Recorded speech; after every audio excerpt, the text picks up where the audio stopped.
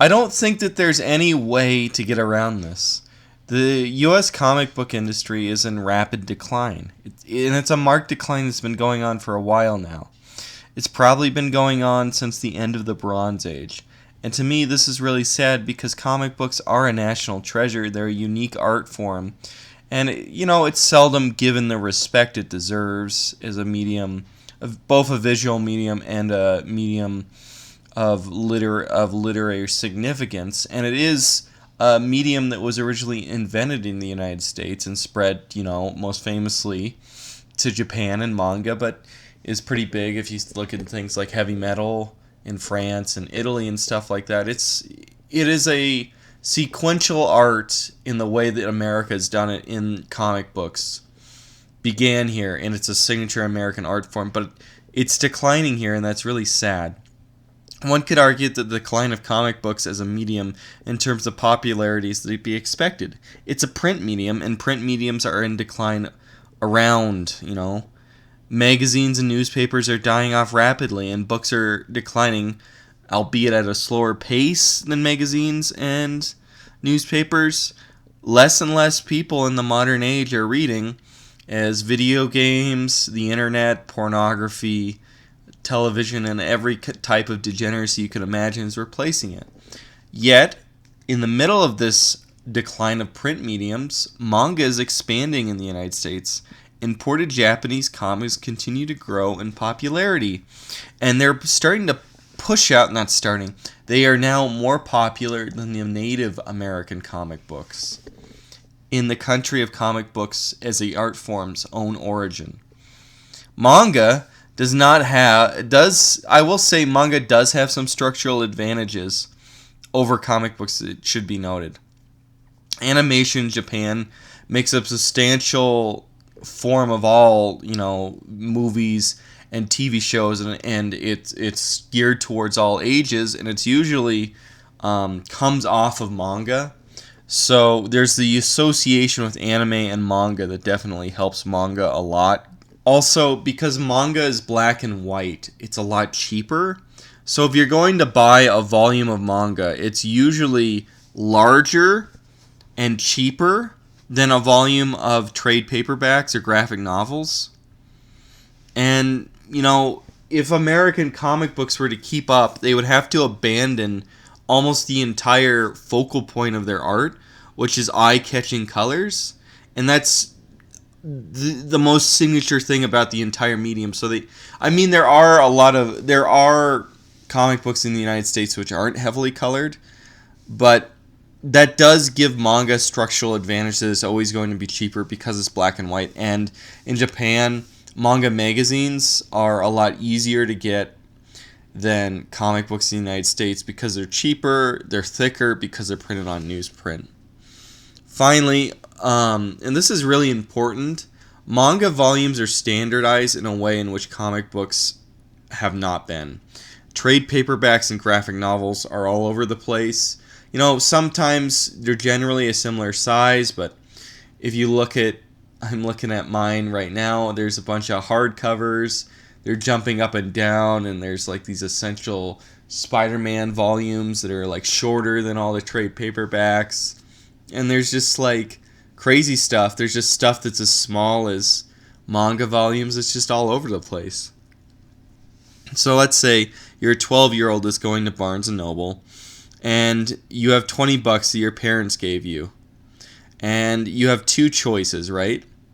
You have Batman. Like, you're a big Batman fan, but you're also a big Naruto fan, this 12-year-old kid. And you got $20 from your parents, right? So you pull out Naruto. Number 1 Naruto, $10. Number 2 Naruto, $10. And you see 3, 4, 5, 6, 7, 8, 9, 10, and so on for Naruto. And then there's like a big omnibus, and it's like 1 through 3 or something, right? You turn around and you go to this much smaller section, right? Because when you go to Barnes & Noble, at least mine, there's like 2 shelves of trade paperbacks and graphic novels, Western graphic novels, and then there's like two entire like rows of manga now. So that's cool. There's more manga, I think, now than like straight up sci-fi novels. Manga sells a lot at Barnes & Noble, basically, and it's kind of cheap to get it there. It's pretty easy. They have a good selection. They're just as cheap as buying it on Amazon or online on Barnes & Noble, mostly. So anyway, you turn around, you go to the graphic novel section, and you're like, Batman. Batman Hush. Batman The Dark Knight Returns. Batman some movie tie-in. Batman New DC number 5, right? It's all over the place. There's all this stuff, and you're like, what is this, right? Are you going to pull out your phone and you're going to find out after 10 minutes of where you should start of searching on your phone with these volumes? And these volumes are all different colors and they're kind of hurting your eyes. Are you going to pay $20 for that one, or maybe $25-$30 so you don't have? Or are you going to pay $20 and get 2 volumes of Naruto? And you can see how this can kind of happen. That expense, and most importantly, how confusing it is. I mean, you look at some things, so like Preacher, right? It goes 1, 2, 3, 4, 5, 6, 7, 8, 9, and then it's done. Or certain people's runs on like reoccurring stuff. So like Alan Moore's run on Swamp Thing, right? It goes through a set number of 1, 2, 3, 4, right? But usually, if you're grabbing something like Batman, it's a bunch of different graphic novels and sometimes trade paperbacks which aren't numbered, which are just collected from the normal running Detective Comics or something. And you're like, what the hell? Unless you go out online or somebody tells you, you aren't going to know where to start or where you should start. So manga really has an advantage there. And for this 12-year-old, he has a second advantage. At his middle school, and they definitely had this at my middle school, there is a bunch of manga at the middle school in the library. So if he likes 1 and 2 of Naruto, he can start borrowing 3, 4, 5, 6, 7, 8 as his library. I don't remember there being, Watchmen and The Dark Knight Returns and, Ultimate Spider-Man and Alan Moore Swamp Thing at my library, but I remember there being Naruto and One Piece and Yu-Gi-Oh! And Dragon Ball Z and stuff like that. And then it's important to talk about manga's success in a foreign market in its country of origin. And that really shows that comic books are not a victim of the general decline of the print medium, because manga is growing and growing. And something else is like, when you think about it, something like Diary of a Wimpy Kid and all the things that are similar, these like, they're basically like light novels that are written for children. They're like that Diary of Wimpy Kid and all the takeoffs of that now. So that also shows that there is no decline just because the print medium is declining overall. It shouldn't affect at all sequential art, comic books, manga, light novels. And it's not with manga and light novels, but it's only affecting comic books. That's not happening. And let's talk about this a little bit more. Shonen and superheroes are basically the same genre. Shonen is Japan, and it has Japanese culture in it. It's influenced that way. And superheroes are going to be influenced by American culture, and they're taken off that way. But they're both a coming-of-age story, usually, about somebody who has special powers, and it's syndicated, has lots and lots of volumes, huge story arcs, right? They have a set of villains, which are also superpowered that they fight. And it focuses on the hero's journey and a young man coming of age. So basically, shonen and superheroes are the same genre, and they dominate both manga and comic books in the United States. There is no reason whatsoever, looking at manga, its success in Japan, success in the United States, and throughout the world, that comic books in the United States shouldn't have an equality there in terms of success. There is a mass market for comic books which is not being met. And let's add fuel to the fire. Superhero movies are dominating the box office in the United States and probably globally. Superhero movies are expanded into a genre over a succession of waves. So, there was like the Superman movie, right, in the 70s, and Superman 2 and all that, and Superman 3 before this. But the first wave of superhero movies or comic book movies started with Tim Burton's Batman in '89. And then you have the Teenage Mutant Ninja Turtles movie, and then you had the Spawn movie, and then you had, a Phantom movie, and the Judge Dredd movie with Sylvester Stallone. You had all these movies that are coming out in the 90s, right? All these superheroes are coming out in the 90s. And then at the very end of the 90s, you get, Blade, X-Men, and Superman, and you get that first wave of all these Marvel movies that aren't in their shared continuity. They were made by all these different studios, and then you get Superman Returns and the Hellboy movie, right? And you get all those movies, that second wave of comic book movies. And those two waves, like the Spider-Man centered wave is like the big one. The Spider-Man movies from Sam Raimi and the Tim Burton movies from Batman and the first one that kick off this massive wave. These two waves they resulted in a mild increase in comic book sales, which had been stagnating, as I said before, since the beginning of the Bronze Age. But when we get to this, where comic book movies, these superhero movies, are eclipsing everything else in the box office, where you get in this Marvel expanded universe movie set thing, and then DC starts having their expanded universe as well in the 2010s. There's not even stagnation at that point when there's this Marvel Cinematic Universe. At that point, the comic books are just going into very, very steep decline. And I mean, at the same time, the SJW thing is happening in comic books, right?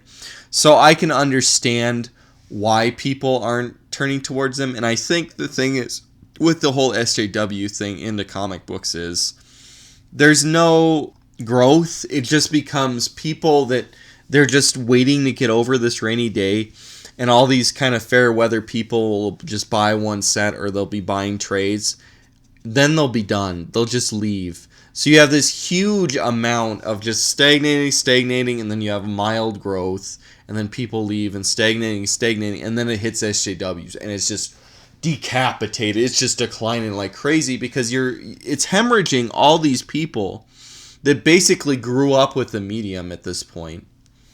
And they're all hemorrhaging out, so it's rapidly declining. So it as soon as it hits the SJW stage, it's not declining slowly or in stagnation. It just drops like a rock. Because most of these people, why would you... Because here's the problem, too. It's pretty expensive, right? It's $4 an issue right now, right? And you're not getting very much. I mean, they're good art, and you're collecting it for fun. But it's $4 for 10 minutes, 15 minutes of reading at best. And the art's kind of declining now. At least in like Marvel, it's really declined.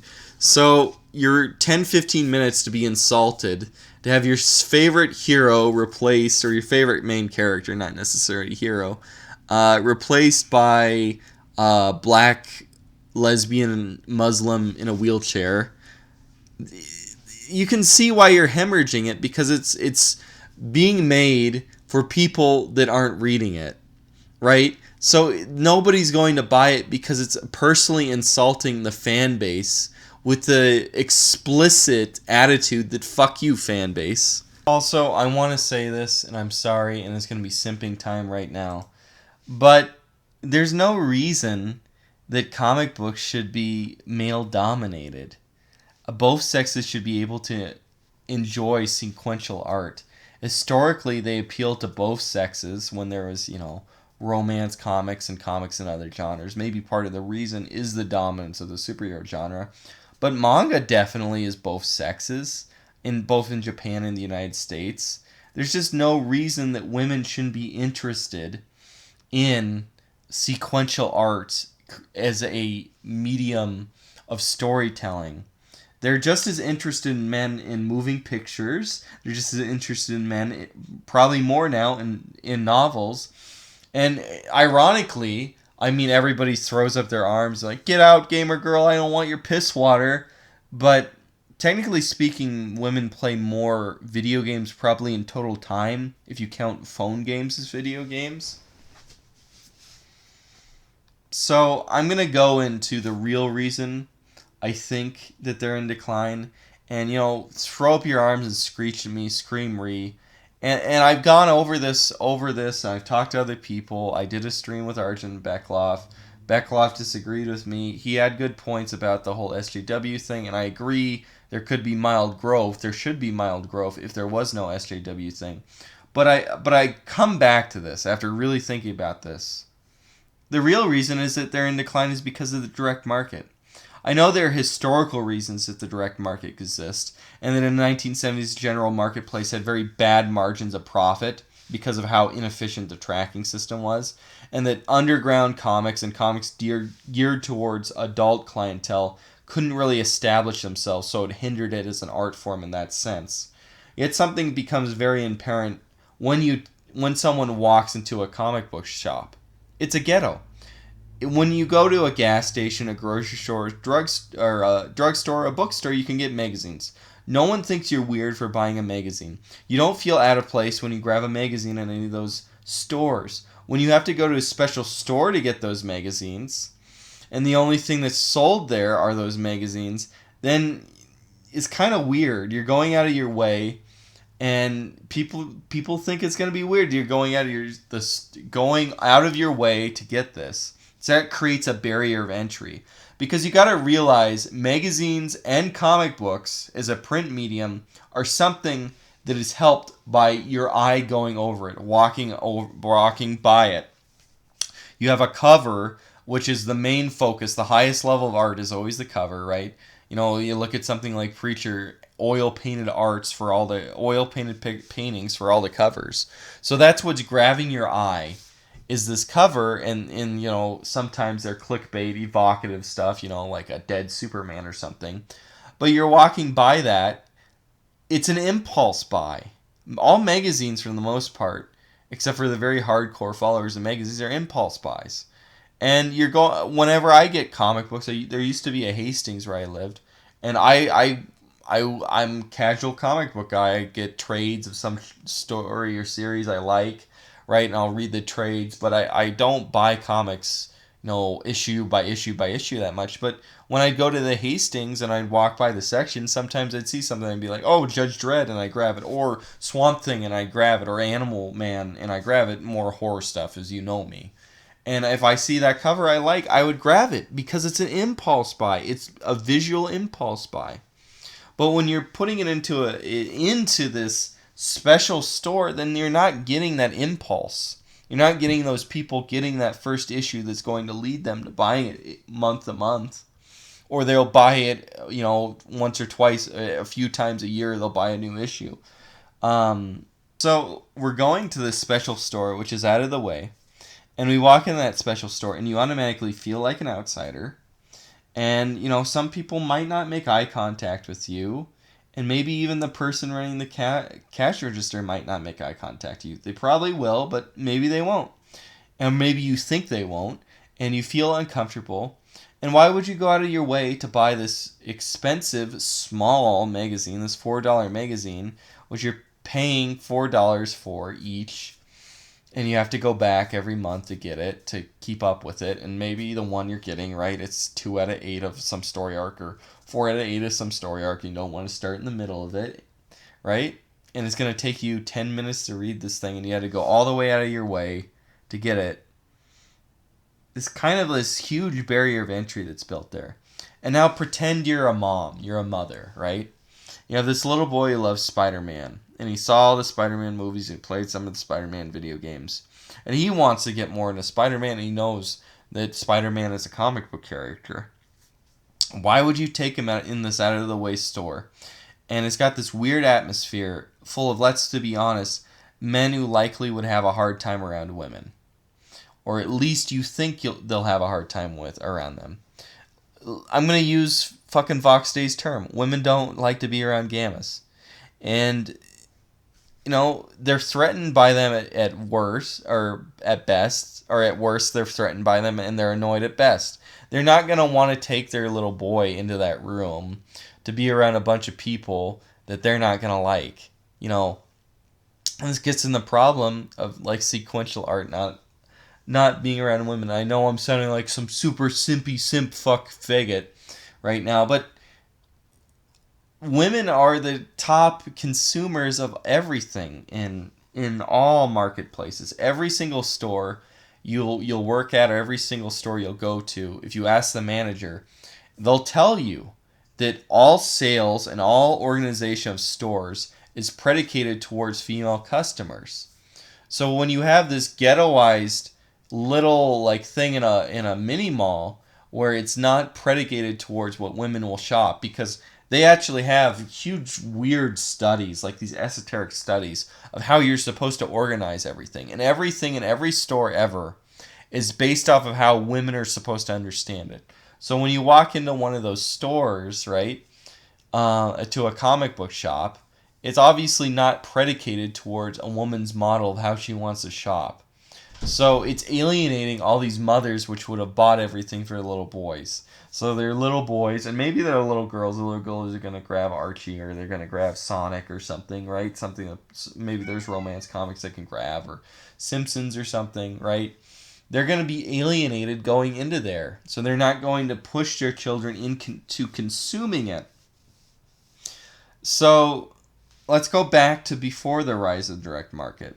So this little boy could have went with his mother to the drugstore, and he would have grabbed a comic book, and while she was filling the prescription, he would have looked through some of the pages, and then she would have said, what the heck, bought the comic book for it, right? But now she has to go off out of her way to some weird shop in a mini mall full in an atmosphere that she doesn't feel comfortable in, surrounded by guys that don't make her comfortable and at best annoy her. Right? She's not going to take her kid there. So you're not getting children that are becoming interested in this. So the basis of anything is usually you get into it as a child, whether it's video games or it's comic books here or it's movies. Most fandoms, most fan bases, most of the things you become interested in is because you started when you're a child or you're a teenager. Right? So if you're breaking that chain of a medium which was originally, not completely, but what the interest was towards children, and now children are no longer the prime consumers of this, you're getting stuck in a situation where you once had children and they're aging up and you're never getting a new clientele. It's very hard for them to get any new clientele. So this clientele is slowly declining over time, maybe through deaths, or maybe they're getting interest in something else, or maybe it became too expensive for them, or most likely SJWs completely alienated that one aging up traditional clientele and they're abandoning that medium altogether. So you're not bringing in anybody new, and you're alienating them. You're actively alienating them by forcing them to go into this place. Furthermore, there's an association when you go into that place, right? And I know it's a cliche, and it's a hurtful cliche, that men in comic books or social comic book shops, and they're interested in the medium, or social outsiders who think the way to build a friendship is through sharing obscure knowledge about a corporate property, and that they use this corporate property to define themselves, and they're chastising others for not knowing about obscure knowledge pertaining to that corporate property, and that they're fat and they have poor social hygiene and that they stink, and they could be autistic and they can't talk to you, hold a conversation really at all. They're incapable of interacting with women, or they're actually super simpy soy boys that annoy women and annoy masculine men. So even if this cliche was 1,000% inaccurate, and every customer at that comic shop was a Giga Chad, and there probably are a bunch of Chads that go there, right? It doesn't matter. The perception is what counts. The grim reality of the world is that people are NPCs. They do something because everyone else is doing it. People watch the same movies and TV shows because their friends are doing it, or because it helps them make conversation at work, at least for things they get into as an adult. And as I said before, what they get into in a kid, and it's influenced by what all the other kids are in. If they don't get into a lot of things when they're a kid, they're not going to get them into it as when they're an adult.